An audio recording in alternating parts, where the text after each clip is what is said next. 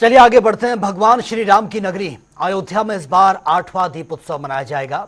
और ऐसा जैसा कि आप जानते हैं कि रामलला अपने भव्य मंदिर में विराजमान हो गए हैं और ऐसे में इस साल राम नगरी में दीप उत्सव काफी खास होने वाला है। ये रिपोर्ट आप देखिए।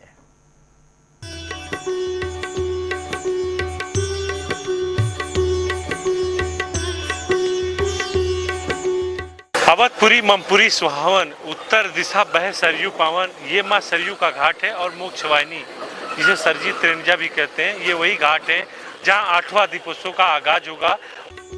प्रभु श्री राम की जन्मस्थली अयोध्या पूरी भव्यता और दिव्यता के साथ दीपोत्सव पर 8वीं बार नया कीर्तिमान बनाने को तैयार है। अयोध्या हर साल अपने पिछले रिकॉर्ड को तोड़कर दीपक जलाने का नया वर्ल्ड रिकॉर्ड बनाती है। इस बार 28 से 30 अक्टूबर तक दीपोत्सव का कार्यक्रम अयोध्या में होने जा रहा है, जिसमें अपना पिछला रिकॉर्ड तोड़ते हुए इस बार 28 लाख दिए जलाकर एक नया विश्व रिकॉर्ड बनाने की तैयारी है। 30 अक्टूबर को अयोध्या में दीपोत्सव, 32 लाख दीपक खरीद के टेंडर जारी, 28 लाख दिए घाटों पर लगाए जाएंगे। हर दीपक में 30 मिलीलीटर तेल, 90,000 लीटर सरसों तेल का इस्तेमाल। अयोध्या दीपोत्सव की सारी तैयारियां जोर शोर से चल रही हैं। मैं अपने कैमरे के माध्यम से दिखाऊंगा, अपने सहयोगी से कहूंगा कि ये देखिए, जो ये घाट है, ये घाट है राम की पैड़ी है। यहीं पे 25 लाख दिए जलाए जाएंगे और अयोध्या की जो खूबसूरती है, खूबसूरती में जो 4 चांद लगाया जाएगा, वो आप देख रहे हैं किस तरीके से तैयारी जोर शोर पे चली है। ये हमारे पीछे जो लेजर शो का पूरी जो तैयारी चल रही है, यहाँ से पूरी दुनिया में दिखाई जाती है। अयोध्या की धरती से पूरा जो दीपोत्सव का आगाज होगा, ये पूरी तरीके से अयोध्या को दुल्हन की तरह सजाया जा रहा है, संवारा जा रहा है और यहाँ 25 लाख दिए बिछाए जाएंगे। राम मंदिर के प्राण प्रतिष्ठा के बाद भगवान रामलला की ये पहली दिवाली है, इसलिए इस बार के दिव्य दीपोत्सव के जरिए न सिर्फ त्रेता युग की जीवंत झलक मिलेगी, बल्कि देश दुनिया में राम भक्त अपने घर बैठे ही एक दिया श्री राम के नाम जला सकेंगे। प्राण प्रतिष्ठा के बाद पहला दीपोत्सव, राम मंदिर परिसर में ही 2 लाख दिए, राम मंदिर में गाय के गोबर के दिए, 55 घाटों पर 25 लाख दिए जलेंगे। ऑनलाइन दीपदान की भी सुविधा। जय श्री राम। तो ये जो बच्चे हैं और इनकी जो मनमोहक झांकियां हैं, ये पूरे अयोध्या में आप देख रहे हैं कि अयोध्या को पूरी तरीके से सजाया गया है, संवारा गया है और अयोध्या में पूरे देश में जो उत्सव है ये तरीके मनाया जा रहा है। साकेत महाविद्यालय में रामायण कालीन प्रसंग मंचन करने के लिए 18 झांकियां सजाई जा रही हैं, जिसमें 11 झांकियां सूचना विभाग और 7 झांकियां पर्यटन विभाग की ओर से तैयार की जाएंगी। रामायण कालीन प्रसंग से जुड़ी 18 झांकी, सूचना विभाग की 11, पर्यटन विभाग की 7 झांकी साकेत कॉलेज से लता मंगेशकर चौक तक जाएंगी। मुख्यमंत्री योगी आदित्यनाथ स्वागत करेंगे। 15,000 राम भक्तों के लिए दर्शक दीर्घा। और मैं दिखाऊंगा, अपने सहयोगी से कहूंगा कि ये जो तैयारी हो रही है, ये घाटों पे ये जो सारी बातें हो रही हैं, जो काम चल रहा है, आप देख रहे हैं कि किस तरीके से यहाँ पे जो तैयारियां हो रही हैं और ये जो मंच लगाया गया है, इसी पे सीएम योगी और उत्तर प्रदेश की राज्यपाल आनंदीबेन पटेल होंगी, जो पूरे घाटों को दुल्हन की तरह सजाया जाएगा और पूरी जो व्यवस्था की जा रही है और जो 1100 बाती की जो अब की 8वें दीपोत्सव में ऐड किया गया है, वो 1100 जो आरती होगी, उसके तमाम जो आरती होगी वो किस तरह से होगी, काशी के मेहमान होंगे और जो आरती कराएंगे। यहाँ पे जो नित्य आरती होती है, जो आरती हर बार चाहे सीएम हो पीएम हो कराएंगे, उनके जो पुजारी जी हैं उनसे जानेंगे क्या आरती जो 1100 होगी वो किस तरीके से होगी। सीएम योगी आप हर साल कराते हैं? जी। मेरा अहोभाग्य है कि मैं ऐसे यशस्वी मुख्यमंत्री का आरती कराता हूँ और वो हमारे पास आते हैं, मैं धन्य धन्य हो जाता हूँ। पहला तो यही है और दूसरा 1100 बत्ती की आरती और 1100 लोग इस बार, एक नया ये हुआ है कि 1100 लोग इस बार एक ही वेशभूषा में लगभग 1.25 किलोमीटर के अंदर में आरती करेंगे। वो दृश्य एक अलौकिक होगा और उसके बाद इस बार दीप की संख्या जो बढ़ाई गई है, करीब 25 लाख दीप जलेंगे, उसकी क्या कहना है, वो किस तरीके से जगमग जगमग पूरी अयोध्या हमारी करेगी। और जन्मभूमि मम पुलिस सुहावन, उत्तर दिश तरजू बा पावन, ये मज्जह ते विनय प्रयासा, मम समीप नर पावहि बासा। यहाँ पर योगी जी और मोदी जी ने जो विकास का कार्य, जो विकास का गंगा यहाँ पे बहाया है, इसकी तो हम लोग कभी कल्पना भी नहीं करते थे। मेरा जन्म अयोध्या में हुआ, मेरे बाप दादा का जन्म अयोध्या में हुआ, हम लोग कभी कल्पना भी नहीं किए थे कि राम मंदिर का भी कभी निर्माण होगा।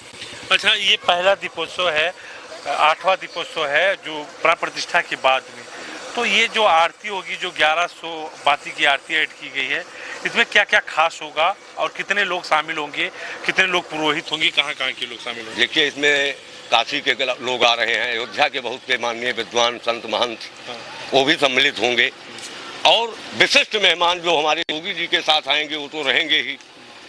इसलिए उनकी संख्या के बारे में मुझे कोई विशेष भी पता जानकारी नहीं है। कितनी तैयारियां हैं? तैयारियां तो पूर्ण है। अच्छा, हाँ, किसी भी प्रकार की अगर यहाँ की 11,000 तो क्या 11,000 की भी करानी पड़े तो यहाँ की तैयारी वो पूरी की जाएगी। हाँ, तो ये थे पुरोहित जी, और जो यहाँ नित्य आरती कराते हैं सरयू की वो थे। और आप सुन रहे थे कि कितने जो खास और कितने भव्य जो आरती होगी घाटों पे पूरी, आप देख रहे हैं।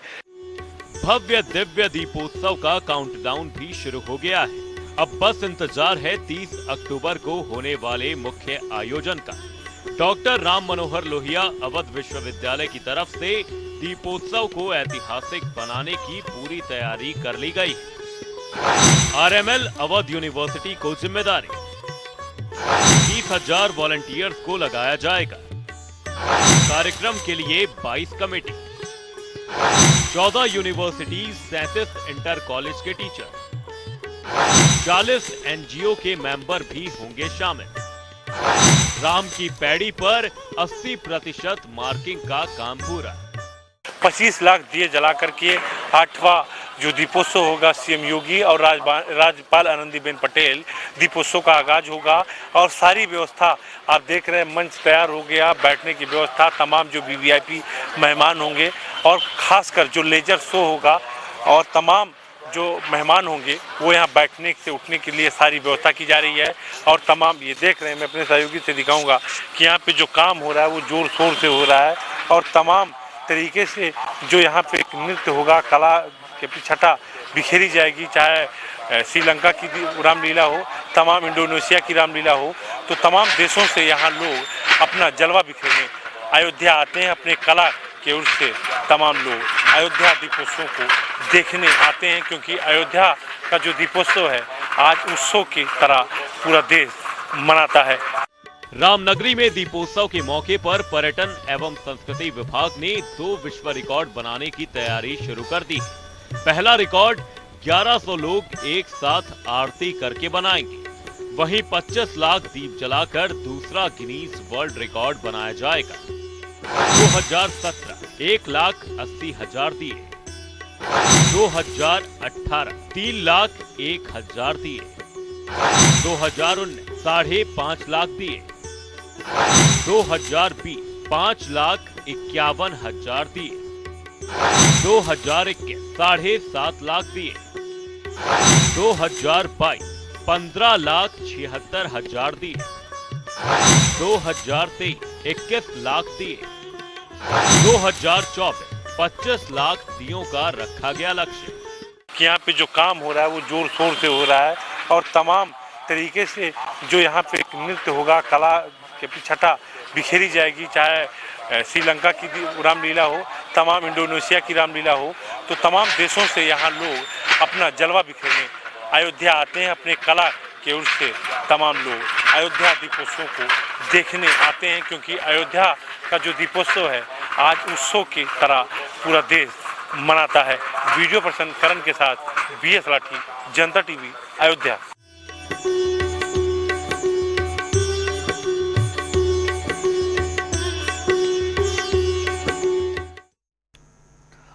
चलिए आगे बढ़ते हैं। हापुड़ में महिला की हत्या का एक सनसनीखेज मामला सामने आया और पुलिस ने इस मामले का खुलासा भी कर दिया है। पूरा मामला हापुड़ के सिंबावली थाना क्षेत्र के दरियापुर गांव के जंगल का है, जहां पर चारा लेने गई 40 साल की एक महिला की दुष्कर्म के बाद हत्या की गई थी और उसका जो शव था गन्ने के खेत में मिला है। आपको बता दें कि पुलिस के मुताबिक आरोपी सोनू ने महिला के साथ पहले शारीरिक संबंध बनाए, जबरदस्ती की और उसके बाद उसको मौत के घाट उतार दिया।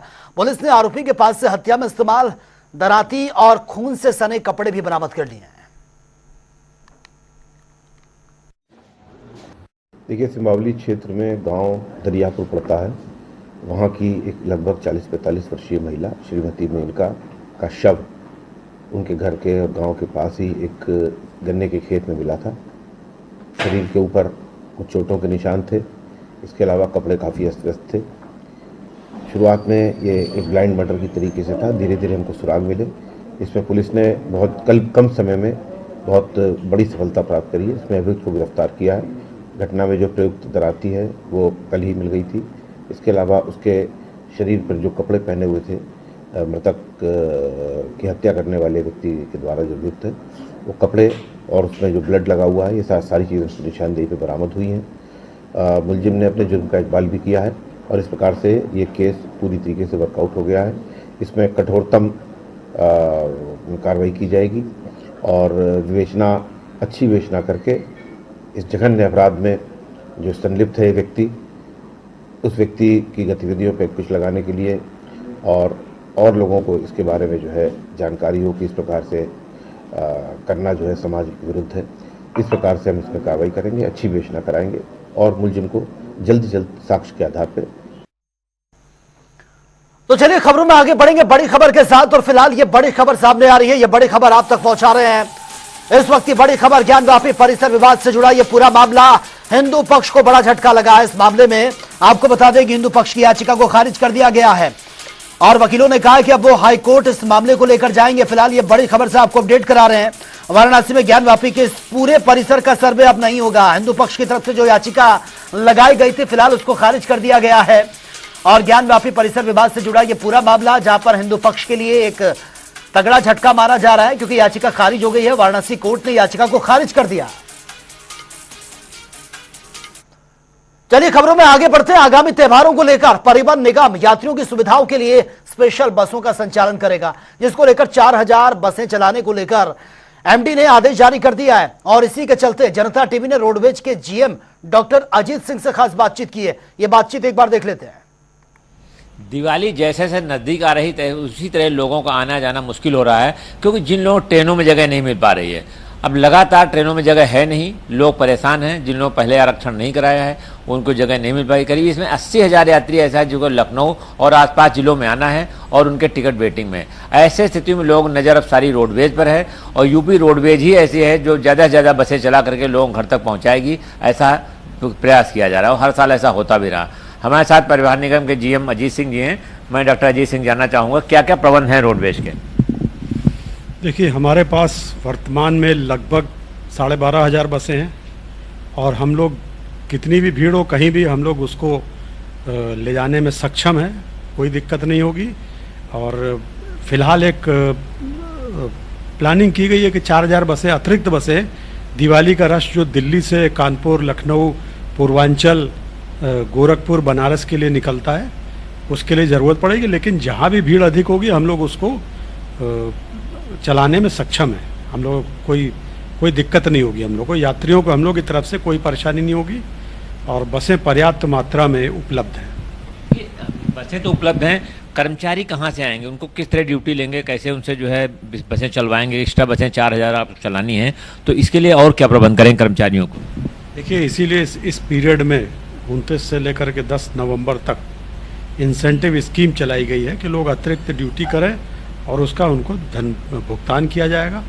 और आरएम एआरएम को भी जो है अतिरिक्त धनराशि दी गई है कि लोगों को प्रोत्साहन जो है किसी भी प्रकार का अतिरिक्त वो देना चाहे, कोई आदमी जिस स्कीम में नहीं कवर्ड है उसको भी दे सकते हैं और किसी भी तरह का कोई व्यवहार आता है तो उसके लिए भी पूरी व्यवस्था की गई है और इस बार कोई कमी नहीं होने दी जाएगी यात्रियों के लिए।